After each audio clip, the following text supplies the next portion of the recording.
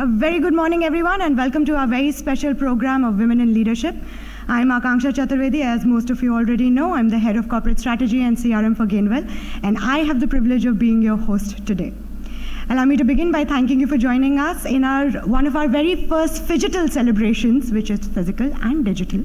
Thanks to our digital team, not only do we get to celebrate this day at the GWS Tower, but we have partners joining us from the United States, Australia, Singapore, Nepal, and other parts of India. A very warm welcome to everyone. We are delighted and most grateful to welcome Ms. Denise Johnson, Group President, Caterpillar, a tour de force, an inspiration for our leadership and a key partner in Gainwell's journey of progress. So very glad you could join us in person, ma'am. We are also extremely happy to welcome Mr. Mani Rajan, District Manager, Caterpillar India, and all the members of the Caterpillar team who've joined us at our venue today, as well as who are joining us digitally. So before we begin, could we put up the slides, please?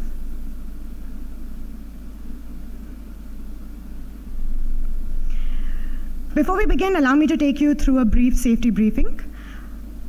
You're currently at our Gangotri Banquet Hall. I request you all to take a look at your surroundings and identify the nearest exits from the room. If you notice carefully, there are a couple of wires under your legs. Please be very careful when you're walking out of this room. In case of an emergency, the areas marked in yellow on our screen are the evacuation route. Do not panic. Please walk instead of running. Proceed towards the assembly point and wait for further instructions. Our assembly point for safety are on the ground floor. Please take the stairs. In case of an emergency, we have safety officers present here today who will help and support you. May I also please ask you to either switch off your mobile phones or put them on silent mode for the duration of this event.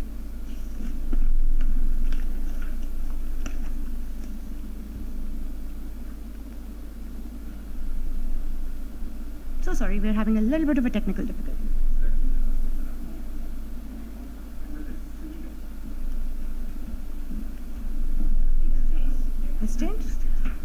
Wonderful. Before we proceed, can I also ask people in this room how many of us are CPR trained? Could you raise your hands? Wonderful. Thank you very much. All right. Most of you have already heard me talk about this extremely passionately during our Women's Day, but here it is again. As you all know, at Gainwell, we have committed ourselves to the task of creating an entire ecosystem which nurtures and supports diversity in every which way. The women of Gainwell, each and every one of them, is a success story worth learning from. Today, we are taking the opportunity to celebrate our women leaders as they break the bias and pave the way for a diverse, equitable, and inclusive organization. So here's what we'll be discussing today. We've divided it into 4 main parts. We're talking about our shared experiences, which was the most fun part of my presentation because it meant I got to interact with all the women of this organization. We're talking about what the state of the women in the country is, particularly during the pandemic, and how we were affected. What is bias? What is our definition? How do we identify it? And how do we finally break the bias in our own small individual capacities in an organization? I want to begin by my very favorite quote by my very favorite poet. Each time a woman stands up for herself, she stands up for all women. Maya Angelou. All right. So what do we know about the women leaders at Gainwell? We are 109 members strong. We constitute about 5.07% of the total population of Gainwell. However, we aim to be over 10% by the end of 2022, and it's part of our corporate KRAs. Each year around Women's Day, we have a grand celebration of Sampurna. Even though we haven't been able to do it physically for the past 2 years, this would be our first year doing it physically in a little bit.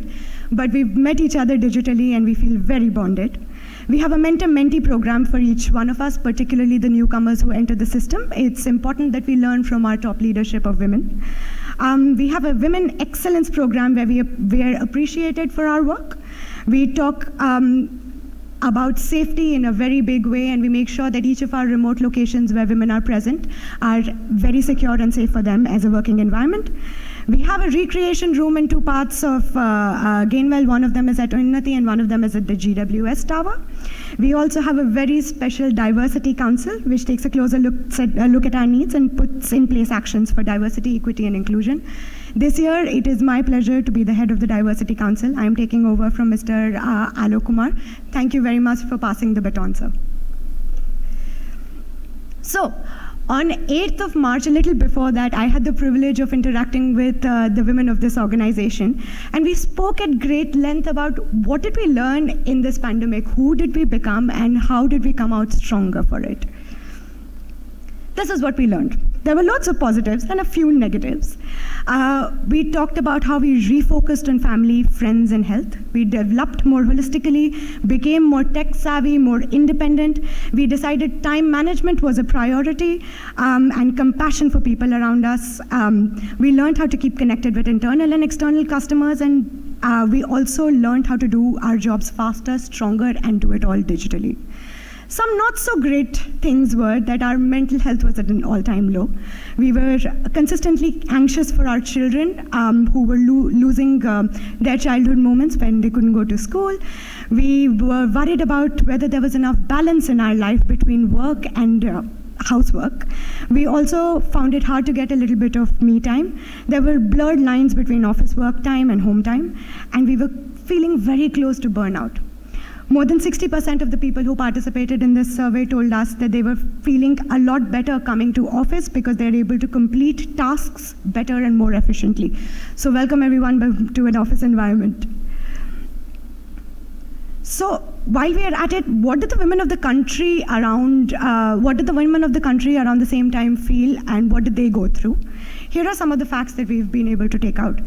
There were about 22% fewer women employed in 2021 as compared to 2019. India recorded 2.5 times increase in domestic violence. Women were 7 times more likely to lose employment due to lockdown and 11 times more likely than men not to return to work after a long period of absence. India had decimated by no less than 28 places in the 2021 Gender Gap Index. They say it'll take us about 196 years to be able to close this gap in India.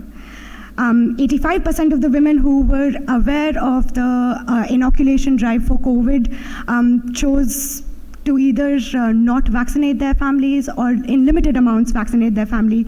Only 39% were willing to get the vaccinations. And women reported more than 76% reduction in their weekly income. But not all was bad news. Women accounted for more than 43% of middle to senior management roles in 2020. Companies across sectors have gone on to hire 21% more women than the previous year. The pandemic taught us that we need to be more open to conversations around depression, anxiety, and mental illness. Diversity, equity, and inclusion became mantras for sustainable growth for organizations. And my favorite fact, businesses owned by women entrepreneurs in India are likely to rise by 90% in the next 5 years. So ladies, if you are looking to become an entrepreneur, this is the right time to do so. So as we return to our workplace, we find ourselves asking the question, should things be the way they were before the pandemic? As you know, for women, breaking the glass ceiling of familial and economic constraints has become masters of our destiny has come in a very hard way in this developing society. Our workplaces have stood tall as edifices representing extraordinary levels of social and economic agency at the worst of our times. It's here that we are most recognized for our participation, our contribution, and our excellence. It has cemented new aspirations for us and pushed us to stand neck and neck with our male counterparts. So as we finally return slowly but surely back to our winning base, we must ask ourselves, what did we learn from the pandemic and what do we want to bring to the workplace? One such question that keeps coming back to me is, are we now even more hyper-aware of bias in all its formats around us? And are we equipped to counter it?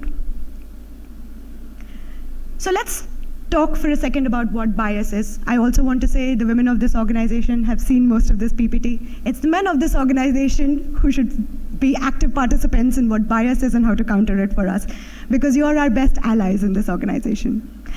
So, as you can see, this is what bias is. It means an inclination, a tendency built over time, or preconceived notions about something or someone. According to Lean-In, 73% of women experience bias at workplace, yet less than a third of employees are able to recognize bias when they see it. Whether deliberately or unconsciously, bias makes it harder for women to get hired and promoted and negatively impacts their day-to-day work experiences. This hurts women and makes it difficult for companies to level the playing field. Knowing that bias exists is not enough anymore. We need to find sustainable ways to break the bias every single day. So what are the types of bias? There's a likability bias. Women are expected to be demure and a quiet presence in a boardroom, but when you move beyond that and become assertive, likability bias can rear its head. Performance bias, where women being considered wrong for a certain job and role, and it affects the way that they progress in an organization. Maternal bias. How many times have women across the world lost jobs or opportunities of advancements because they were pregnant or the assumption that they will soon be? Attribution bias, very closely linked to performance bias.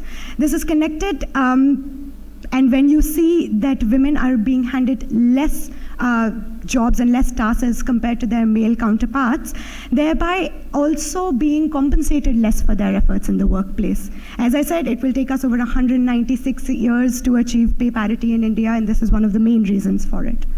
Affinity bias. We tend to connect more with people who either look like us or from the same community, and most importantly, from the same gender. And intersectionality.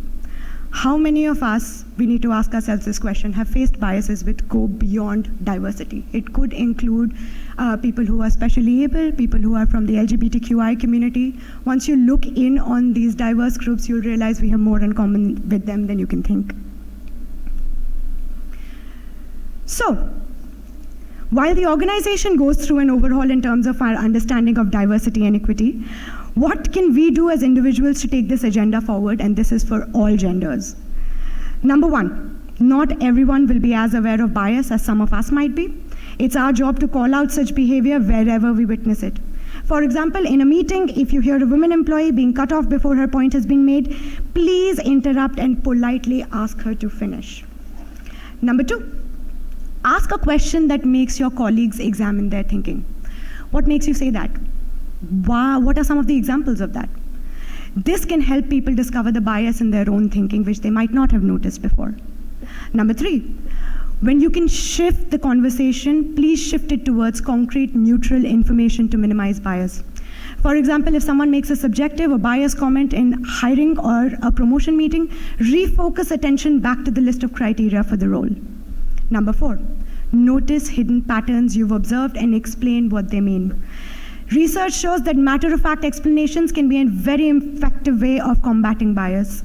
For example, mention to your hiring committee that you've noticed that they tend to select men over women with the same abilities, or point out to your manager that women are doing more of the office housework.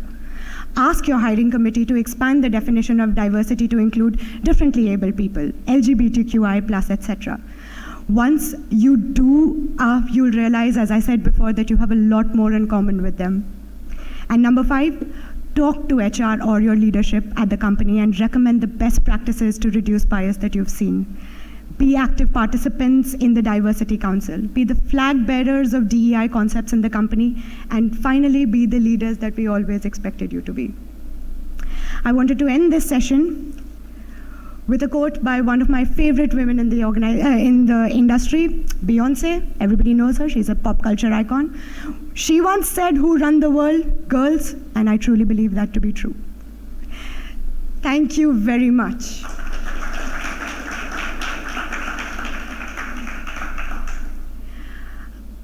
Our journey of inclusion has been exciting, and leading this charter with all his might has been the first citizen of Gainwell, our chairman and managing director, Mr. Sunil Chaturvedi.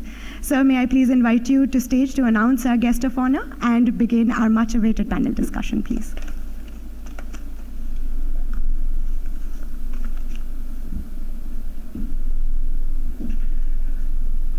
Good morning, Denise, and thank you for being with us. Good morning, all the members of Gainwell family in India, Nepal, Bhutan, and Singapore.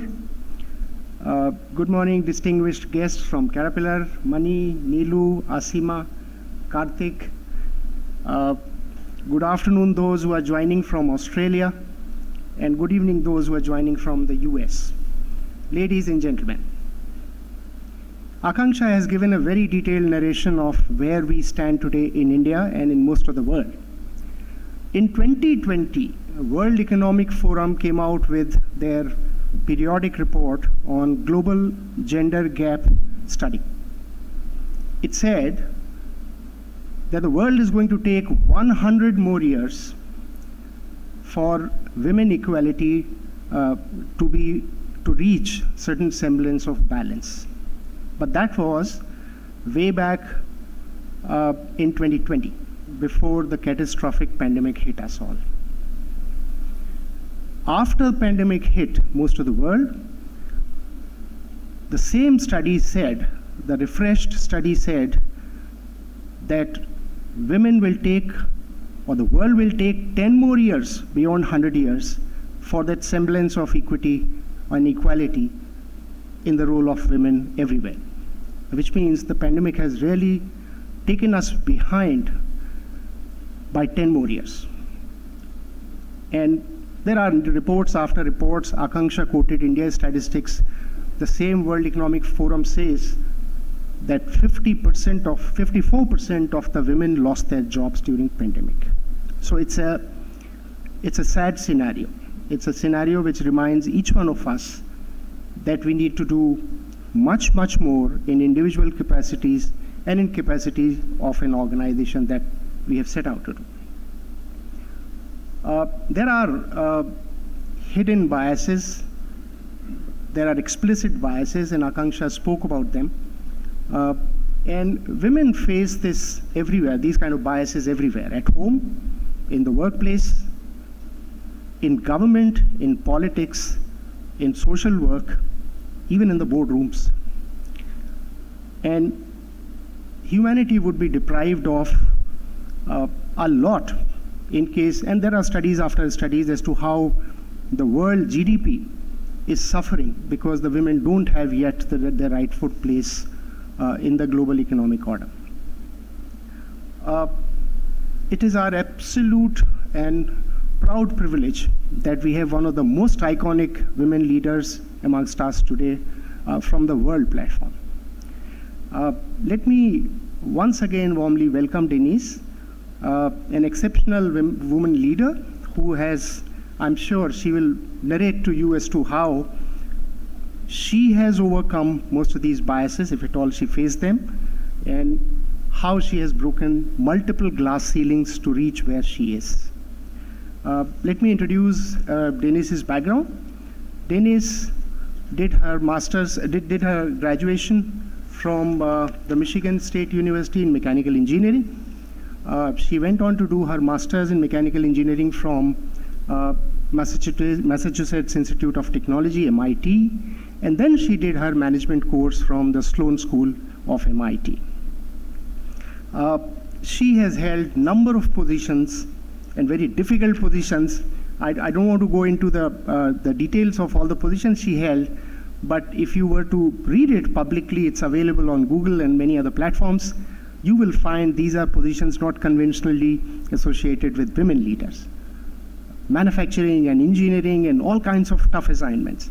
She headed General Motors in Brazil for a long time, and she's been with Caterpillar since 2011. She rose very quickly to become the group president in 2016, and she has been leading one of the most difficult business for Caterpillar worldwide, which is the resources industries, or the mining as we call it conventionally. Denise has responsibility for resources industries, which includes integrated components and solutions division, RI operations and products division, strategic procurement and planning division, and RI sales, services, and technology division. You can imagine it's a handful for Denise. Thank you, Denise. Thank you for agreeing to talk to us and inspire our people in India and everywhere else. With that, thank you very much, and I hand over to Akanksha once again for kickstarting the process. I think we have a question-answer session where Meena, our Joint Managing Director, and before I forget, all of you, since we are so familiar with Meena, I forgot to introduce her. She's the other panelist. Meena is the most prominent woman who has influenced my life and the lives of many of us in the organization. She has been my companion in the government services for a long time, 20 years, has been my life partner. But when she plays the role of Joint Managing Director, she's an individual who has completely her own voice. And She's the one who is an embodiment of a personality which has broken all the biases in life and has started to influence decisions positively in the organization and much beyond. So thank you, Meena, for being part of this. With that, I hand over to Akanksha. She has to run the proceedings.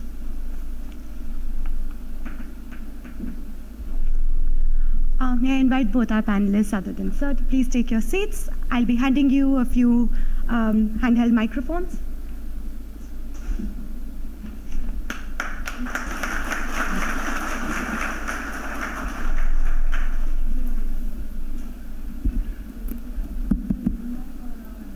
Which one would you prefer?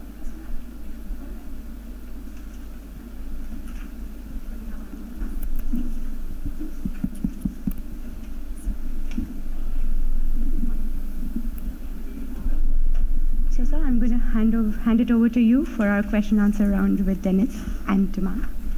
I think I have spoken enough, so I'll request Meena to set the ball rolling once she's ready with her first question to Denise. And we will have an opportunity of all of you being able to ask her questions. But we'll have to just keep track of the time. Good morning, everybody. Good morning, Denise, and thank you for being here. Yes, I have been working so hard to meet the challenges and breaking the bias that on the way I have had very few heroes. I can count on the fingers of a single hand the number of people who have truly influenced me. And in my late 50s, I found a hero in you. And believe me, this comes from the bottom of my heart, because I'm not saying it because it's politically right to say that you are here, but because from the day I met you, I have been amazed by what you have achieved and the humility with which you handle it. You know, that is the most important part. In fact, I was telling Sunil 2 things in the morning that I want to learn from you. One, your humility, after having achieved so much. And second, your power to listen. You know, I have seen you listening and not talking. I'm the opposite, I keep talking. So these are the 2 things I would really learn from you. And there are a lot of questions. We have compiled this, so I'll go strictly by the questions that we have compiled with the help of our team and the women leaders here. I'll start by asking you, you've covered almost the entire globe in various capacities as leaders in different organizations and different industries during your career. For instance, you have held leadership position in General Motors in Brazil previously, and now the leadership position in Caterpillar. Do you see any noticeable differences in or similarities in status of women across countries? And are there distinct and different ways in which the different parts of globe are dealing with this problem, this challenge? Well, thank you. First of all, thank you for inviting me. We've had a great week here. This is actually the first opportunity that I've had to travel since COVID, and my last visit here in India was 2018. So it is such a pleasure, and I will tell you, we had some very nice customer visits over the last few days. So I, certainly am an advocate for women in leadership, and I will tell you that we've had Meena speak to our Global Women in Leadership Conference a multitude of times, and she is truly inspiring all of the activity that Meena has cultivated, activated, and started a lot of discussion around, and really inspired so many people around the world. So I also want to tell you she's my hero as well. So, I have had an opportunity to be in a multitude of situations around the world, and I would say there's more similarities to being a woman and in various parts of the world than there are differences. And I think, first and foremost, in the industries that I've worked in, it's always been a minority position. And so there are times when I have had difficulties in being heard and listened to in various countries. And most of that, especially when I was at lower levels within the company, was really just more cultural, and people basically felt that I didn't deserve necessarily the position I was in. What I found, though, and this is true in Brazil, or whether it was in places like South Korea or other places, is that over time, if you continue to focus on doing the job and the job at hand, and you stay focused on the facts, the data, and truly what you're trying to accomplish, generally, I have found over time, people come around. And so that's helped, but you have to stay very consistent. You also have to find people to help advocate for you. I've oftentimes had to find who is the person that is the most respected, who is the male that is the most respected, and is there a way that I can relate and talk to that person, behind the scenes or after the fact, to try to help them help me become more effective. Because if you are recognized in a way, or at least your voice can be heard with the help of someone else, oftentimes that really can be an effective way to make sure that what you're trying to do can be heard. The world is going through a huge transformation, and although the statistics behind what's happened with COVID are pretty negative, I think alongside that has been a movement around diversity and inclusion like I've never seen before globally. And I will tell you, in talking to Hindustan Zinc yesterday and Tata Steel, one of the issues that came up, and maybe it's because I'm a female and in the room, but I don't think so, they were talking about the effectiveness and what they're trying to do to increase diversity and inclusion. And that includes more than gender. It includes all forms of diversity. And in doing that, the reason to do it is not only because it's the right thing to do, but more importantly, it's because it makes the team stronger. And whether that's how they respect the equipment, whether that's in the sense of detail and some of the work that's done, or whether that's just in general differences of opinion that drives better decision making, that's the reason why we want to have more diversity. And so I've seen that really worldwide be a trend, and it certainly is something that is very encouraging, because I will tell you, if I came to visit even 10 years ago, that topic wouldn't have come up.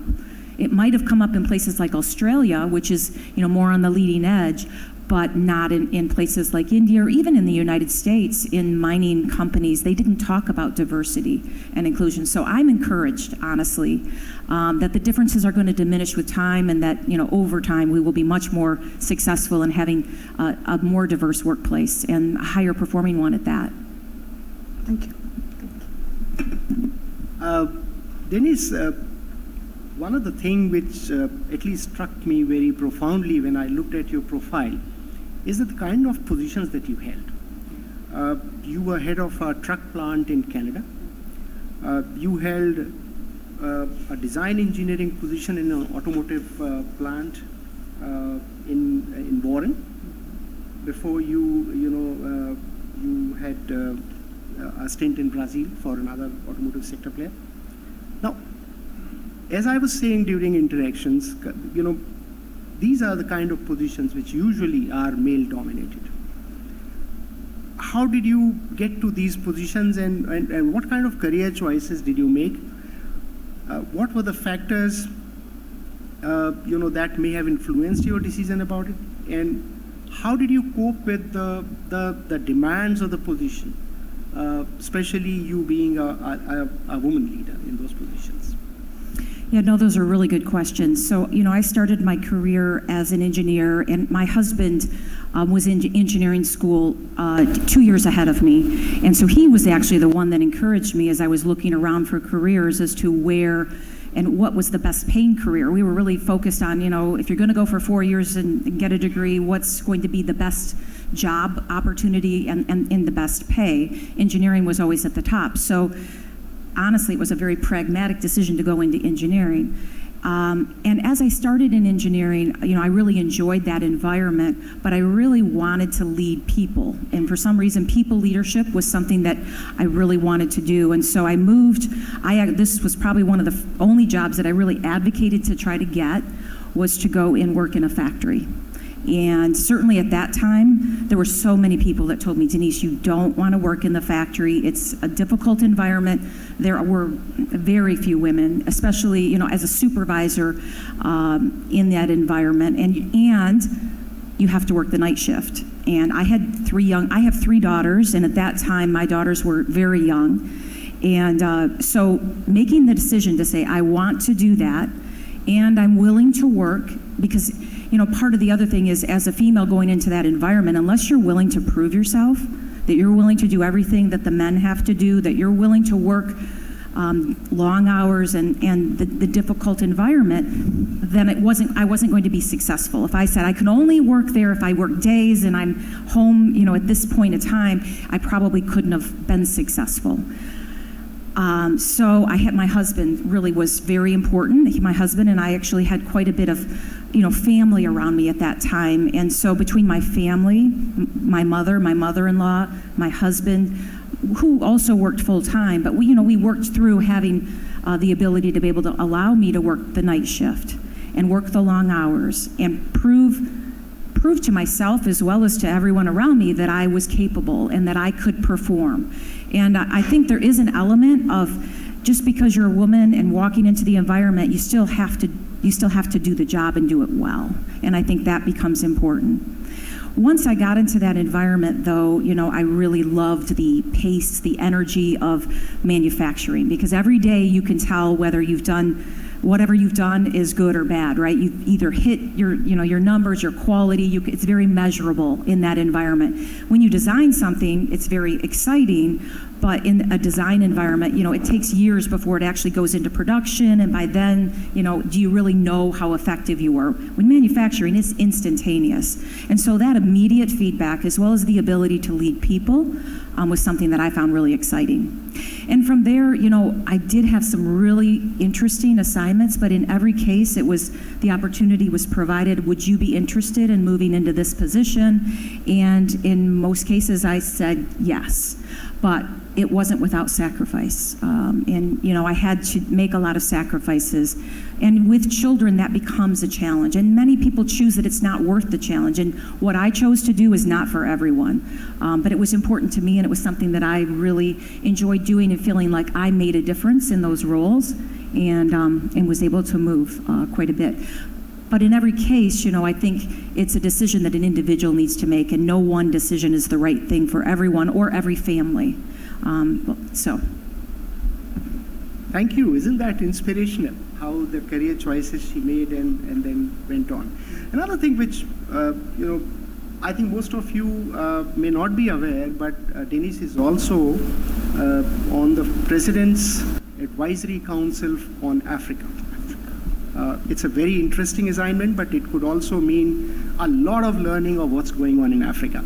So tell us more about how did you see, you know, things happening in Africa, and what are the kind of changes which are happening in Africa, with special reference to women in Africa as to what is going on? Yeah.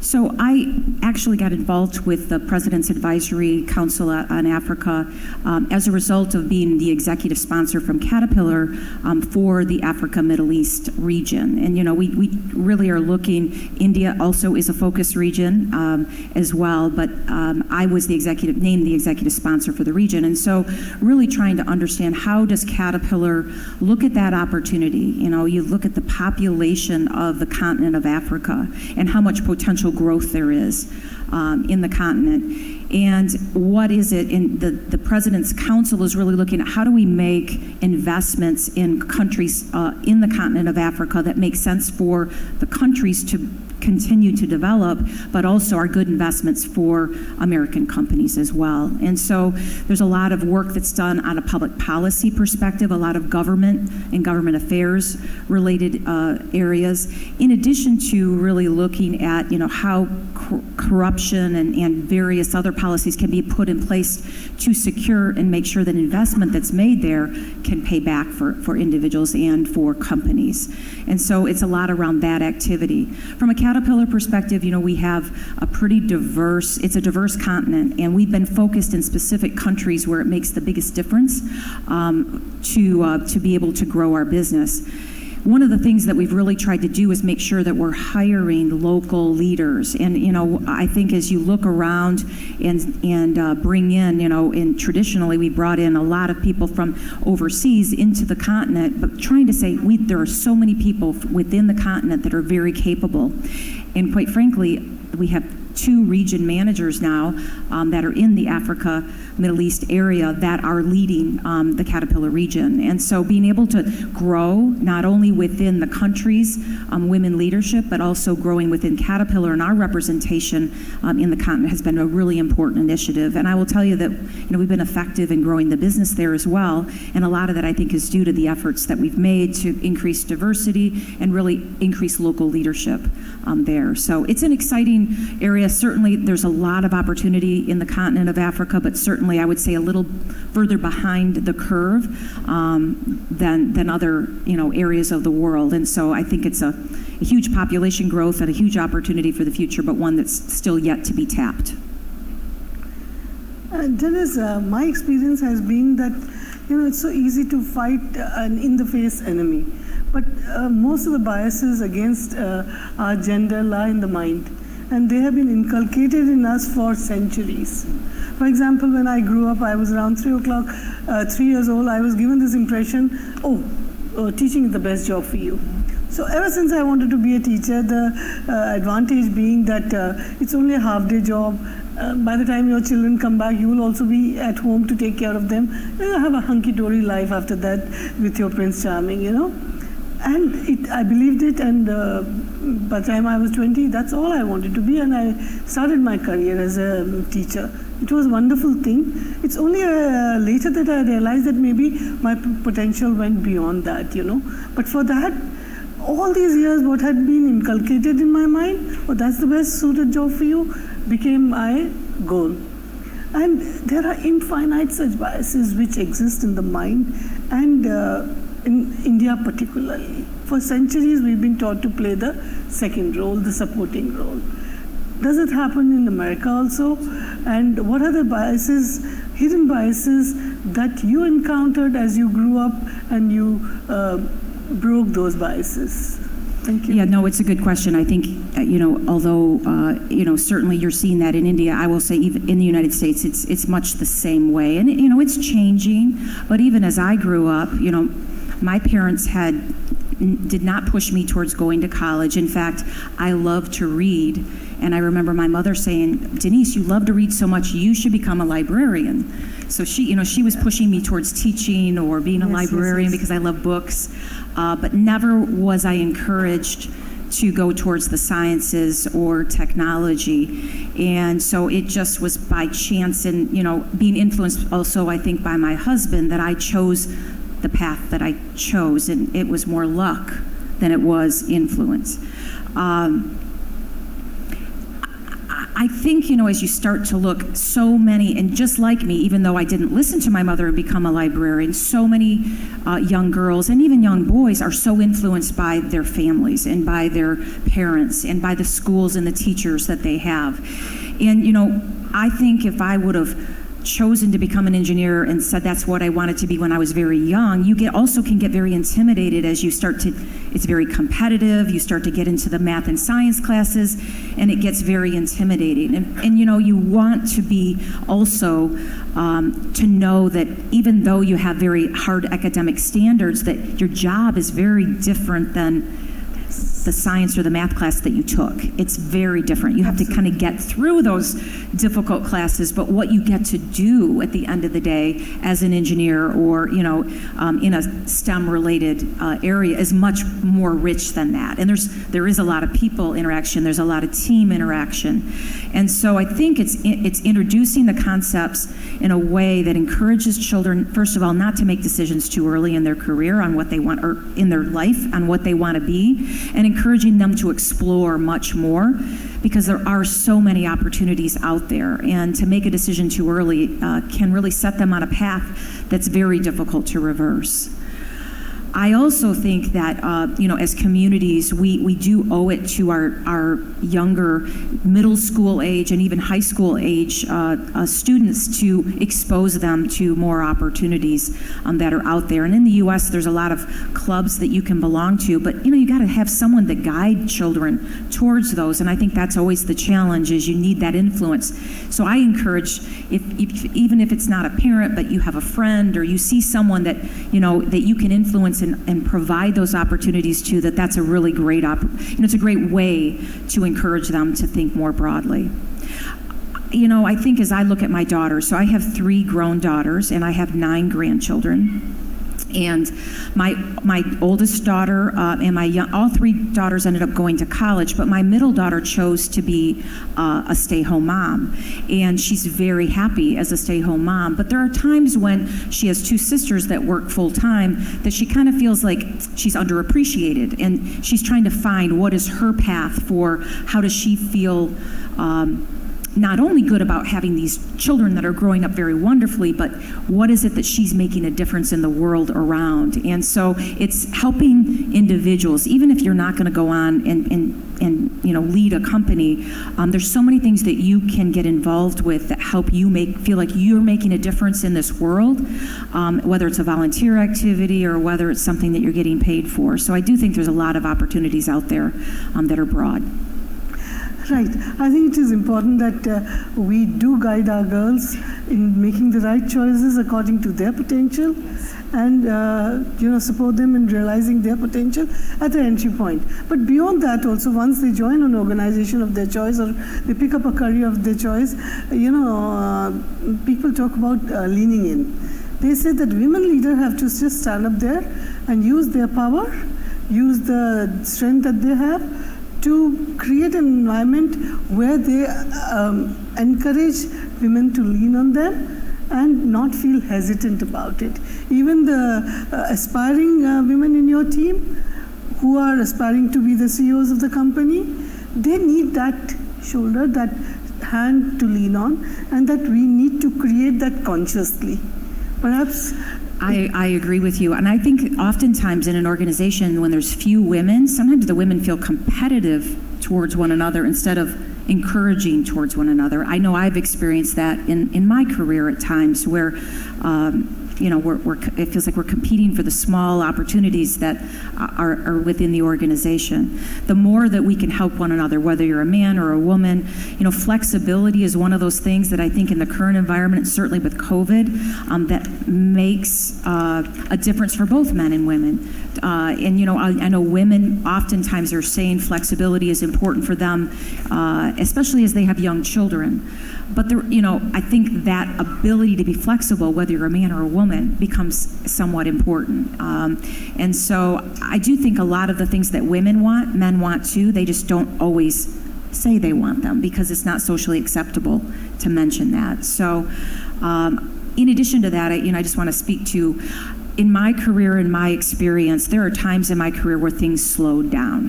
When my kids were, I did work at night shift for a while, then I got on day shift, but there was a time when my kids were at the age where, working 12-hour days and being gone a lot didn't work as well for me, and I had to be home more. And so my career slowed down a little bit for a few years.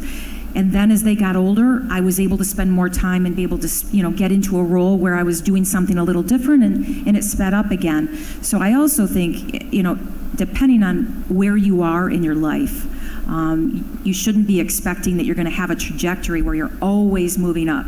You can move sideways, you can move down, and then you can move back up. So there are opportunities, and you can't expect that to happen all the time, and be willing to let that play out, if you will, depending on what your personal needs are over your career.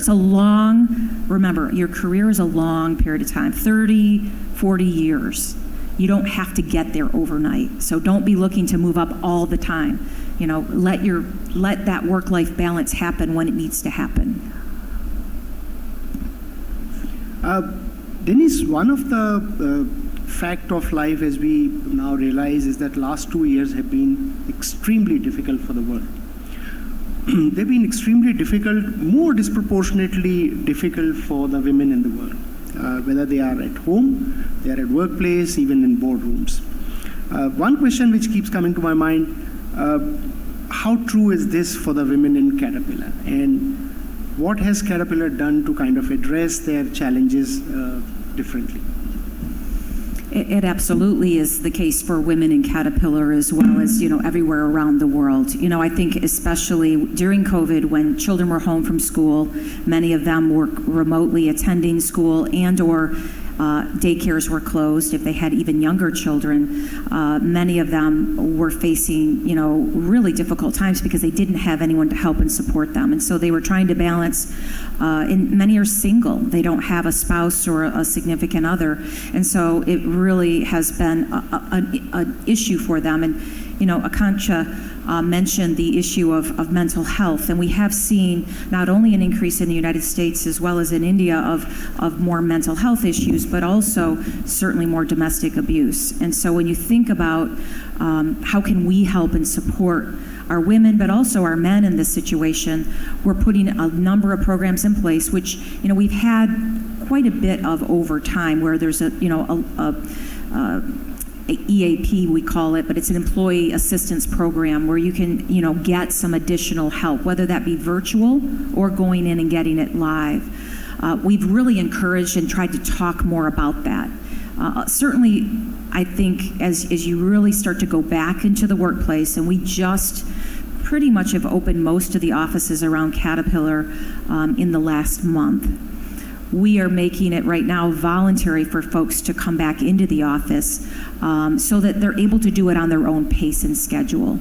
And then, I think over time we will be asking people to come back in, but certainly we're looking at much more flexibility than we've ever had before. And I think, we realized that the productivity during COVID actually went up overall. Mental health went down overall, so we do see value in getting people back into the office. Just the energy level is increased over time, and the side conversations and the ability to be able to do much more when you're together live becomes important. But if you're going to be on a call or you're going to be virtually meeting all day, taking that from home or taking that from the office really doesn't make a difference. And so really trying to say we're not setting a pattern of Monday, Wednesday, Friday, but allowing that flexibility and based on the individual's needs. So if there's a woman or a man that needs that flexibility because of a situation at home, as long as they're working that through their supervisor and they approve that, then that's something we're allowing to have happen. So I think that's good. I think that's good for flexibility of women, but also for men as well. So those are some of the things we're doing, and I know you're doing much the same. I think that is the starting point of my next question. All the time, being a woman who has achieved even a little, being asked, how do you manage your work and home? Or how do you manage that balance? Whereas I feel very unhappy that my spouse has never asked that, or other leaders and male leaders are not asked that question ever. And this has got accentuated during COVID. Because McKinsey's report indicates that in Asia, the number of unpaid hours of domestic work that women do has increased on an average by 3.5 to 4 hours every day, which is huge. It is. It takes away from the professional hours, And also this entire general theme that you face when you're growing up, oh, you are such a good worker, but you're very ambitious. Whereas the same time my spouse will be told, your ambition drives you. Fantastic. I love to see the way you're. Have you faced this kind of bias, and how have you dealt with it? Yeah, no, absolutely. I think first of all, I see those same biases, and I have felt those too. I think part of it is you also, if it's something personally that is important to you, and to me it's throwing my passion has never been, honestly, to get a promotion or to get to be the group president of Resource Industries. It's always been focused on, I'm in a role, how can I do the best I can do in this role? That's what's gotten me the next role. It's not because I've had my sights on being that next role. And I think the more you can throw yourself into being really good at what you do, that kind of allows you to perform and get to that next role. But So when I get a compliment about being good, it's being good at the role itself, not you're overly ambitious, because I'm not talking to people about how do I get promoted. I'm talking to them about what can I do better in this role to be even more effective. Absolutely. And then it comes across different. It's not, well, you're ambitious because you're only doing this to get ahead. You're doing this because you want to be really good at what you do. And if you stay focused on that, I think people see that and they can really feel it. At the same time, I think I've really gotten more negative criticism on, you're working too many hours. Are you sure your family is okay? The negative bias that goes towards judgment. Are you a good mother? Because you're working so hard.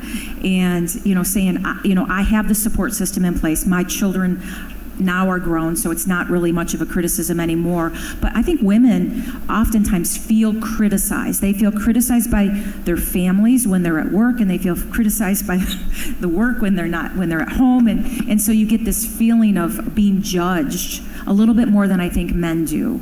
And so I think you have to ground yourself in knowing that you're never going to be truly balanced all the time, but if you can make sure that you're as much as possible putting your heart where it is at the time that you're there. So when you're at home, as much as possible being home, and when you're at work, as much as possible being, present at work. And I think that makes a big difference. The final thing that I would say is, as you start to think about work-life balance and women in leadership and men in leadership, it truly is about making choices and making sure that you yourself feel comfortable with where you are. And if you can ground yourself in your own confidence and not let the judgments of others get to you, and that takes a lot of self-talk. It takes a lot of relationship between you and your caregivers or whoever's helping you in your life. That can make a difference as well, because at the end of the day, it's what you think, not what everyone else is saying. Yeah. Denise, one issue that we have always kind of been face to face is that, Akanksha spoke about, diversity and inclusion now going beyond the gender discussion and LGBTQI community. Is there any discussion on expanding the scope of diversity and inclusion in Caterpillar? And if yes, we heard about Tata Steel, what they are doing yesterday, or what Hindustan Zinc is doing. I'm sure there is discussion like that. Could you help us understand what Caterpillar is doing about expanding this debate? Yeah, absolutely. So, we have a lot of ERG groups, and the Women in Leadership group is probably the largest of our ERG groups, but we have I believe over 13 different ERG groups, and there is a multitude of diversity in that, whether that be the group that's the young professionals, whether that be mid-career hires, whether that be, in the United States, we have a big group for African Americans, but there's every ethnic as well as sexual orientation organization. And I think having those organizations help people to feel like, first of all, they're not alone in a big organization, but also it helps to educate, because with these groups, we're trying to do more education so that people feel comfortable with differences. You're so used to, you grow up in an environment, you're used to being around people that you know, love, and are like you in many ways, and understanding why differences matter and why differences are to be celebrated and not condemned becomes something that you have to learn to accept. We're not taught to accept that naturally in many of the environments that we all grew up in. And so as Caterpillar, as a great global team, is looking at how do we do that, and doing that in forums where there's more discussion. Right now, I feel like, this is not necessarily a two-way discussion, but even being introduced to different topics and having the opportunity to have dialogue as a group helps people to learn and be able to grow. So those are some of the things that we're doing. We do a lot of fireside chats. We do a lot of forums where we have speakers, a lot of small group training around that as well. So there's a lot that's happening in the space of diversity and inclusion beyond gender. And certainly gender is very noticeable, and it's something that truly resonates globally.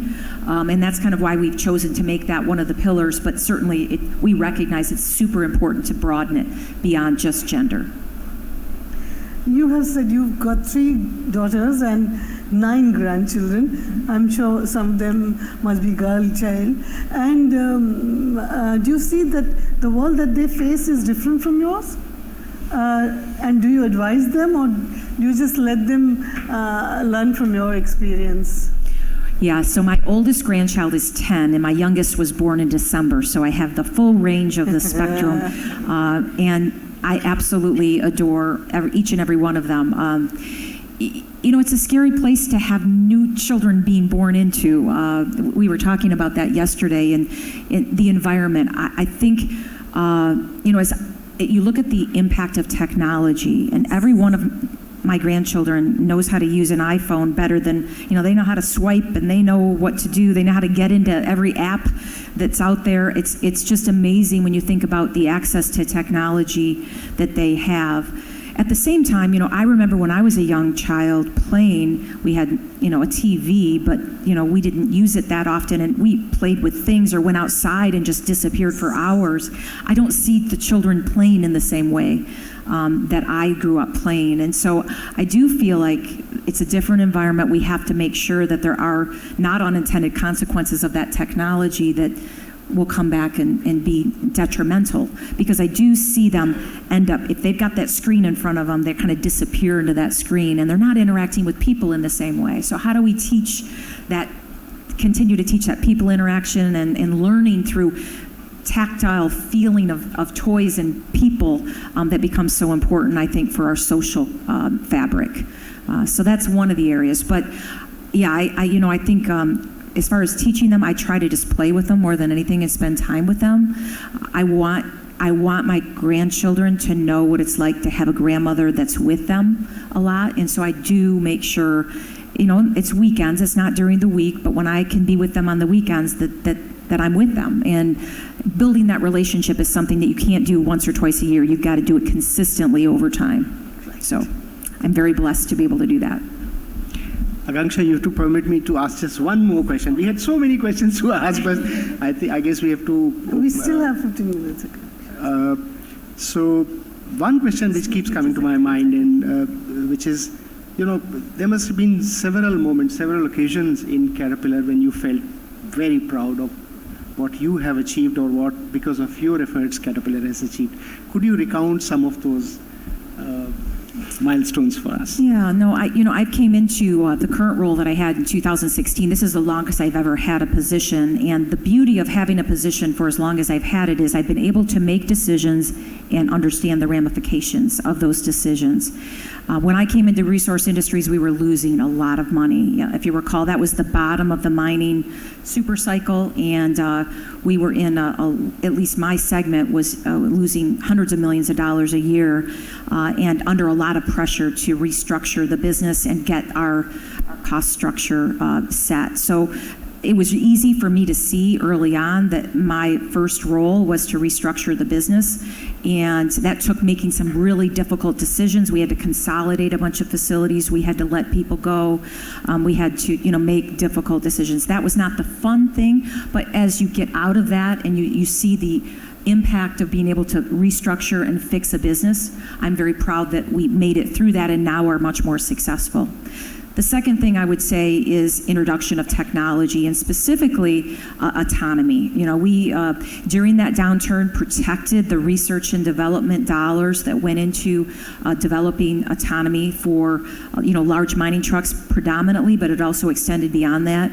And so being able to see that autonomy, be able to take off, we partnered with 2 customers in Australia, and then really saw that grow. And now we've had, over 5 billion tons moved and 500 trucks that are out in the world around in various mine sites. And so to see that technology take off and to be recognized as a leader in the industry in autonomy is something that on my watch was done, and I feel really proud of that as well. And then I would say finally, a lot of the changes that we've made, not only in diversity and inclusion, but in the leadership team, I feel really good about the leadership that we have on the team. So it's always about the people who get the work done that really makes it possible.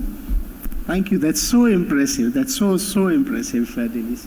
Akanksha, you can leave the floor open for others to ask questions. Thank you very much, sir. Thank you, Denise, for sharing your thoughts. Unfortunately, we are a little bit tight on our schedule, so we wouldn't be able to take any audience questions, but if you permit me, I'll be able to email them to you. Our women leaders would love to hear a little bit more from you. I would be pleased to answer any questions that you have, and I can email you back.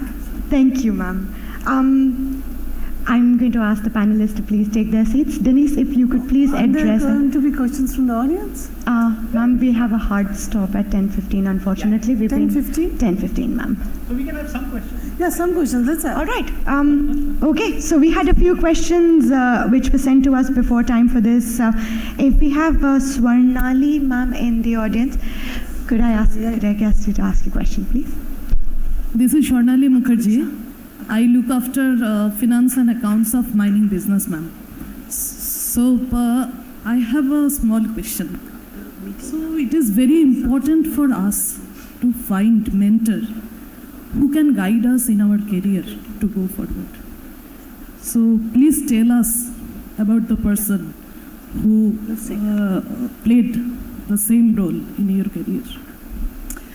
Thank you, ma'am. Yeah, thank you. That's a great question. And I agree with you. You know, I would not have made it in my career if I did not have mentors or sponsors, I guess, as you would call them, that advocated for me in my career. I have two men specifically that made a big difference in my career. And in each case, it was not someone that I was assigned to. I think assigning yourself to a mentor or having someone be assigned can be helpful. But I think the more powerful people that can help you are individuals where you kind of find one another. I have found when I've gone into an environment where I didn't know what to do, I moved from manufacturing, or I moved from engineering into manufacturing, or I moved from manufacturing into labor relations, moved into different areas, that I had a lot of questions. I didn't know what to do. Major decisions came up, and I was faced with having to make a decision. I always found two people who were more senior than me, very well respected, who I asked, can I meet with you? And it wasn't just tell me what to do, it was I have this issue. Can you give me some advice on how you would handle it? So I think it's really important as you find sponsors, be very specific. It's not general, help me. It's, I have a specific dilemma, a specific issue, a specific ask, help me work through this question, this answer. How do I deal with it? Who should I talk to? How can I be effective in solving the issue? You go back again on a different issue. So you kind of build a relationship, but it's very focused on a specific action that needs to be taken, and then you can see what happens as a result of the advice you get, and then it kind of cultivates the relationship as well. That worked for me, and I had, like I said, two individuals where over time I formed a strong bond. They helped influence the ability for me to get new roles, and really made a difference and gave me confidence in myself, because I think as you move into an environment where you aren't familiar, you get scared. I mean, you just don't know. You have people who are trying to intimidate you or speaking very confidently, and here I'm coming in as a woman, perhaps not as dominant in my size or shape, but if I can have someone help me think through what's the right thing to do and then make those decisions, and they do turn out well, that makes a big difference. So absolutely, it's played a really important role, but I did it in a specific way. Thank you, ma'am. You're welcome. We have time for one more question. Could I please have Saruni in the audience if you have? Thank you. You're not permitting any males to ask? It's women in leadership, sir. We will have a session on male in leadership, and we will most definitely ask them questions. It's an absolute honor and pleasure that we are hearing you. Would like to know, how does a regular day look like, and what are you passionate beyond work? It's a really good question. So I have made it a habit to get up really early. So I'm a before 5 a.m. rise person that gets up super early. I generally go directly into the office. I get into my gym clothes, and there's a gym that's right next to where I work. So I will work out, usually get on the treadmill or the bike, and work out for about 30 to 45 minutes, depending on how much time I have. And then I take a shower and get right into the office. So that's my morning routine, and that helps me stay disciplined to get my exercise, because if I don't do it in the morning, I won't get it done. So that's my first thing. And then I'm in either meetings or on calls all day, pretty much. I mean, unless I'm traveling like this, it's generally, and it's topical. There are certain meetings that I have every month with my team, or, my boss will have a meeting that's every month, but oftentimes it's topical to what's going on in the business, and we'll call a special meeting. So over the last 2 years, it's primarily been Teams, but we're starting to navigate back into the office environment. So it's largely that kind of environment. I think one of the things that I try to protect is time to do email and do different things, but oftentimes there just isn't time. So at the end of the day, when I'm going home, I'm generally catching up on email and that type of thing, and I'm sure many of you understand those kind of challenges. So it's not a glamorous kind of thing at all, but I have had the opportunity to be able to meet some really interesting people, go places. I mean, being in India is such a privilege for me. I love being in India. So that's one of the highlights, I think, of my role, is that I'm able to go to places around the world that most people don't get to go to. Thank you so much. Thank you, Denise. I know I said that was the last question, but we have somebody who flew in all the way from Delhi to be here. Chanchla ma'am, if we could get you to have your questions asked, please. And that is the last question.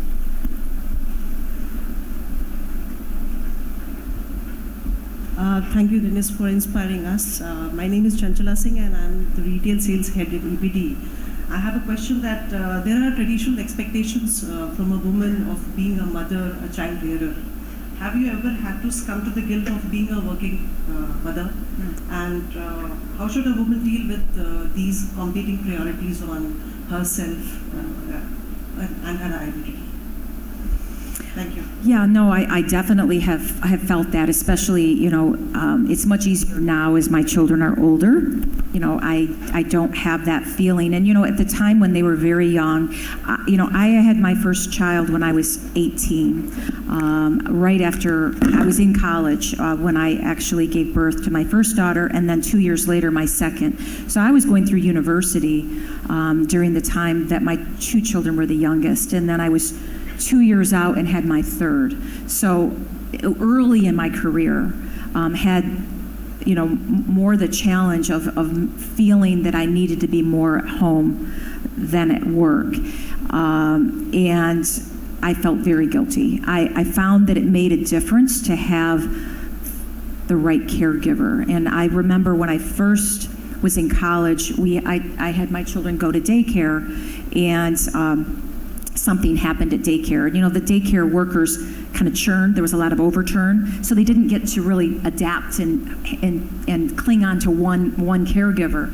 And I remember going and picking them up one time, and they were crying, and I'm thinking, okay, am I doing the right thing, working full time while my children are here? And they weren't happy at that. So I had to change the situation, and I found a woman who was a grandmother age woman and had her start to come into my home. That way my children didn't have to get up in the morning and go into daycare, and that made all the difference. And she loved them. In fact, I still consider her like a second mother to me. I still see her all the time. She's part of our family now, but she helped me quite a bit. And then my parents and my in-laws also were there to support. Having that extra support made all the difference for me feeling less guilty, because when I wasn't there, they had family with them. And so that made it a lot easier. But it's one of those things where even with that, you feel guilty, because you come home at the end of the day, you're tired, you're exhausted, you've got an email you've got to do, and your children want you to spend time with them. And so doing the best you can to balance through those times. It's relatively a short period of time in the big scheme of a career. When you think about 18 years, and when they get the teenagers, they don't want to be with you anyway. So, that 18 years in a 40-year career is really not that big of a time. So it's also reminding yourself, this too shall pass. That time you spend with them is important. And so I just had to keep talking to myself. A lot of self-talk and support was how I got through it. But it's not easy. And for any working parent, whether you're a man or a woman, I know it's challenging when you have young children at home. But it's so rewarding at the same time too. Thank you so much. It's truly inspiring for many of us. Thank you. Thank you everyone for your questions, and thank you panelists for a very, very insightful discussion with your personal experiences. Could we have a round of applause for our panelists?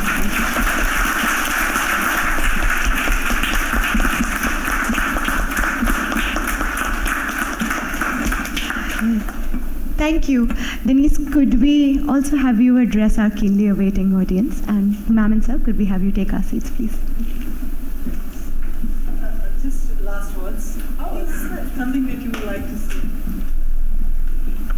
Okay, I won't speak long. I just appreciate, the interest in, diversity and inclusion, and I would say leadership in general. I have found that, you learn, the more that I have gone through my career, the more I recognize how much I have to learn. And that important quality, which is to remain, have humility, to make sure that you recognize that you don't know it all and that you have to really ask questions, be curious, and maintain that growth mindset. And there's a book that I recommend, and I've recommended it many times, but if you haven't read it, I would remind you or ask you to read it. And it's called Mindset. It's all about growth mindset. And the author, her name is Carol Dweck. So you can go online and purchase that book. But it's a really important book from the perspective of recognizing that we all can get better, we all can improve, and that if you make mistakes, it's actually a good thing because you're going to learn from them. And you'll learn much more powerfully through a mistake than you will through being successful in life. And I've made a lot of mistakes in my life, and I've learned from every one of them, and I hope that you will too. So again, thank you so much for being here today and for your time and attention and for the opportunity to share with you some of my thoughts. So thank you.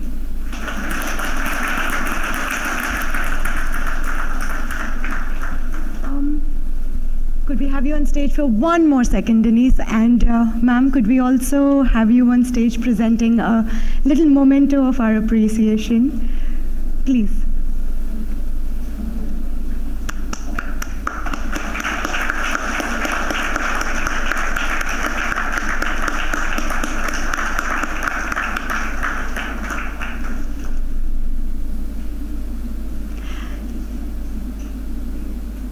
Thank you so much.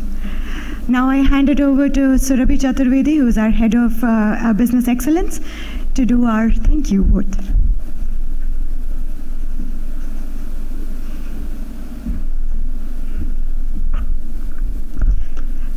To our guest of honor, Ms. Denise Johnson, and distinguished guests, ladies and gentlemen, a very good morning.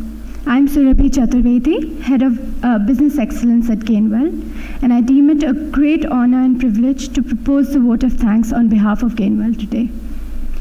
Today we imagine a gender-equal world, a world free of bias, stereotypes, and gender discrimination, a world that is diverse, equitable, and inclusive, a world where difference is valued and celebrated. And a world like this is led by leaders like Ms. Denise Johnson. Thank you, ma'am, for gracing this occasion and demonstrating through your life and work what a triumphant leader truly worthy of emulation looks like. You are an incredible role model for young men and women all over the world. We heard you speak about working with focus, finding the right advocates and mentors in the workplace, and building a strong support system in order to leap into difficult but exciting positions. And it truly inspired us. Thank you for breaking every glass ceiling, for pushing the frontiers of leadership, and for paving the way for others to follow in your footsteps and become future leaders. Next, I'd like to express my heartfelt gratitude to members of the Caterpillar family, Mr. Kartik Bala, Mr. Mani Rajan, Ms. Neelu Singh, Ms. Asma Priyadarshini for being with us here today. I think a key cornerstone of Caterpillar's success is its ability to harness the power of people, to celebrate and empower the people who do what it takes to move our world forward, no matter what their gender, appearance, or background. We truly learn from leaders like you every single day. Lastly, I'd like to take a moment and say a special thanks to our chairman, Mr. Sunil Chaturvedi, our joint managing director, Mrs. Meena Chaturvedi, leaders of the Gainwell family, and other members of the Gainwell family joining in from India, Australia, US, Nepal, Bhutan, and Singapore, who have shown true belief in gender issues. At Gainwell, we truly believe that for change to occur, we need men and women alike to work together to accelerate action towards gender parity. For together, we can forge women's equality. Collectively, we can break the bias. Thank you.